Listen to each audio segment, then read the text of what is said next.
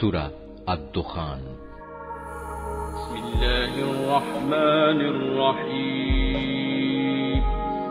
রহমান রহিম আল্লাহ তাআলার নামে। হামিম। সুস্পষ্ট কিতাবের শপথ। আমি একে একটি মর্যাদাপূর্ণ রাতে নাজিল করেছি। অবশ্যই আমি হচ্ছি জাহান্নাম থেকে সতর্ককারী। সে সময়ের মধ্যে প্রত্যেকটি গুরুত্বপূর্ণ কাজের ফয়সালা স্থিরীকৃত হয়। তা স্থিরীকৃত হয় আমারই আদেশক্রমে কাজ সম্পাদনের জন্য। আমি নিঃসন্দেহে আমার দূত পাঠিয়ে থাকি। এটা সম্পন্ন হয় তোমার মালিকের একান্ত অনুগ্রহে। অবশ্যই তিনি সবকিছু শোনেন, সবকিছু জানেন। তিনি আসমান সমূহ, জমিন এবং এদের উভয়ের মাঝখানে যা কিছু আছে তার সবকিছুর মালিক। যদি তোমরা ঈমানদার হও তাহলে তোমরা অযথা বিতর্কে লিপ্ত হও না। তিনি ছাড়া আর কোনই মাবুদ নেই। তিনি জীবন দান করেন, তিনি মৃত্যু ঘটান। তিনি তোমাদের মালিক এবং তোমাদের পূর্ববর্তী বাপ দাদাদেরও মালিক। এ সত্ত্বেও তারা সন্দেহের বশবর্তী হয়ে এর সাথে খেল তামাশা করে চলেছে। অতএব হে নবী, তুমি সেদিনের অপেক্ষা করো যেদিন আকাশ তার স্পষ্ট ধোঁয়া নিচের দিকে ছেড়ে দেবে। তা অল্প সময়ের মধ্যে গোটা মানুষদের গ্রাস করে ফেলবে। এটা হবে এক কঠিন শাস্তি। তখন তারা বলবে, হে আমাদের মালিক, আমাদের কাছ থেকে এ আযাব সরিয়ে নাও, আমরা এক্ষুনি ঈমান আনছি। কিন্তু এখন আর তাদের উপদেশ গ্রহণ করার সুযোগ কোথায়? তাদের কাছে সুস্পষ্ট মর্যাদাবান রাসূল তো এসেই গেছে। তা সত্ত্বেও তারা তার থেকে মুখ ফিরিয়ে নিয়েছে। তারা বলেছে, এগুলো হচ্ছে পাগল ব্যক্তির শেখানো কতিপয় বুলি। আমি যদি কিছু সময়ের জন্য আযাব সরিয়েও দেই তাতে কি লাভ? তোমরা তো আবার তাই করবে। একদিন আমি কঠোরভাবে এদের পাকড়াও করব এবং এদের কাছ থেকে আমি পুরোপুরি প্রতিশোধ নেব। এদের আগে আমি ফেরাউনের জাতির লোকদেরও পরীক্ষা করেছি। তাদের কাছেও আমার একজন সম্মানিত রাসূল মূসা এসেছিল। সে ফেরাউনের লোকদের বলল, আল্লাহ তাআলার এই বান্দাদের তোমরা আমার কাছে দিয়ে দাও, কেননা আমি তোমাদের কাছে একজন বিশ্বস্ত নবী হয়ে এসেছি। সে বলল, তোমরা আল্লাহ তাআলার সাথে বিদ্রোহ করো না। আমি তো নবুয়তের এক সুস্পষ্ট প্রমাণ তোমাদের কাছে উপস্থাপন করছি। তোমরা যাতে আমাকে পাথর মেরে হত্যা করতে না পারো সেজন্য আমি আমার মালিক ও তোমাদের মালিকের কাছে আগেই পানা চেয়ে নিয়েছি। যদি তোমরা আমার উপর ঈমান না আনো তাহলে আমার কাছ থেকে দূরে থাকো। অতঃপর সে এদের নাফরমানি দেখে তার মালিকের কাছে দোয়া করল, হে আমার মালিক, এরা হচ্ছে একটি নাফরমান জাতি, তুমি আমাকে এদের কাছ থেকে মুক্তি দাও। আমি বললাম, তুমি আমার বান্দাদের সাথে করে রাতে রাতেই এ জনপদ থেকে বেরিয়ে পড়ো। সাবধান থেকো, ফেরাউনের পক্ষ থেকে কিন্তু তোমাদের পশ্চাৎ ধাবন করা হবে। সমুদ্রকে শান্ত রেখে তুমি পার হয়ে যেও। নিঃসন্দেহে তারা হবে একটি নিমজ্জিত বাহিনী। যাবার সময় ওরা নিজেদের পেছনে কত উদ্যান, কত ঝর্ণা ফেলে গেছে, কত ক্ষেতের ফসল, কত সুরম্য প্রাসাদ, আরো কত বিলাস সামগ্রী, যাতে ওরা নিমগ্ন থাকত।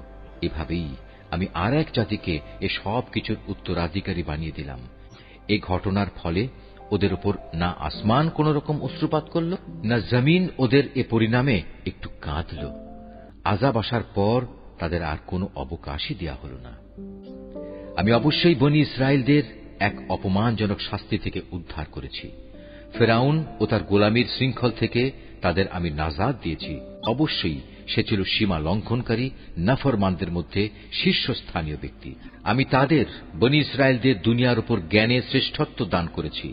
আমি তাদের এমন কতিপয় নিদর্শন দিয়েছি যাতে তাদের জন্য সুস্পষ্ট পরীক্ষা নিহিত ছিল।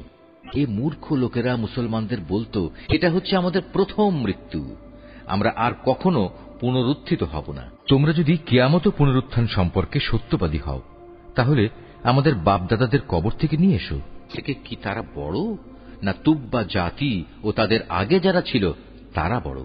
আমি তাদের মতো শক্তিশালীদেরও ধ্বংস করে দিয়েছি, কেননা তারা ছিল জঘন্য নাফরমান জাতি। আমি আসমান সমূহ, জমিন এবং এদের উভয়ের মাঝখানে যা কিছু আছে তার কোনোটাই খেল তামাশার ছলে পয়দা করিনি। এগুলো আমি যথাযথ উদ্দেশ্য ছাড়াও সৃষ্টি করিনি। কিন্তু অধিকাংশ মানুষ সৃষ্টির এ উদ্দেশ্য সম্পর্কে কিছুই জানে না। অতঃপর এদের সবার জন্যই পুনরুত্থান ও বিচার ফয়সালার দিন নির্ধারিত রয়েছে। সেদিন এক বন্ধু আরেক বন্ধুর কোনোই কাজে আসবে না, না তাদের সেদিন কোন রকম সাহায্য করা হবে। অবশ্য যার উপর আল্লাহ তাআলা দয়া করবেন তার কথা স্বতন্ত্র। নিঃসন্দেহে আল্লাহ তাআলা মহাপরাক্রমশালী ও দয়ালু। অবশ্যই জাহান্নামে জাক্কুম নামের একটি গাছ থাকবে, তা হবে গুনাহগারদের জন্য সেখানকার খাদ্য। থাকা গলিত তামার মতো পেটের ভেতরে ফুটতে থাকবে, তা যেন ফুটন্ত গরম পানি। ফেরেশতাদের প্রতি আদেশ হবে, ধরো একে, অতঃপর হেঁচড়ে জাহান্নামের মধ্যস্থলের দিকে নিয়ে যাও। অতঃপর তার মাথার উপর ফুটন্ত পানির আযাব ঠেলে দাও। তাকে বলা হবে, আযাবের স্বাদ আস্বাদন করো। তুমি না ছিলে একজন শক্তিশালী অভিজাত মানুষ? আর এই শাস্তি সম্পর্কে তোমরা অভিজাত লোকগুলোই ছিলে বেশি সন্দিহান। অপরদিকে পরহেজগার লোকেরা নিরাপদ ও অনাবিল শান্তির জায়গা থাকবে। মনোরম উদ্যানে ও অমীয় ঝর্ণাধারায় মিহি ও পুরু রেশমি বস্ত্র পরিধান করে এরা একে অপরের সামনাসামনি হয়ে বসবে। এমনই হবে তাদের পুরস্কার। উপরন্তু তাদের আমি দেব আয়তলোচনা পরমা সুন্দরী হুর। তারা সেখানে প্রশান্ত মনে সব ধরনের ফল ফলাদির অর্ডার দিতে থাকবে, প্রথম মৃত্যু ছাড়া যা দুনিয়াতেই এসে গেছে। সেখানে তাদের আর মৃত্যু স্বাদ ভোগ করতে হবে না। তাদের মালিক তাদের জাহান্নামের আযাব থেকে বাঁচিয়ে দেবেন। হে নবী, এ হচ্ছে মোমেনদের প্রতি তোমার মালিকের পক্ষ থেকে দয়া। সত্যিকার অর্থে এটাই হচ্ছে সেদিনের মহা সাফল্য।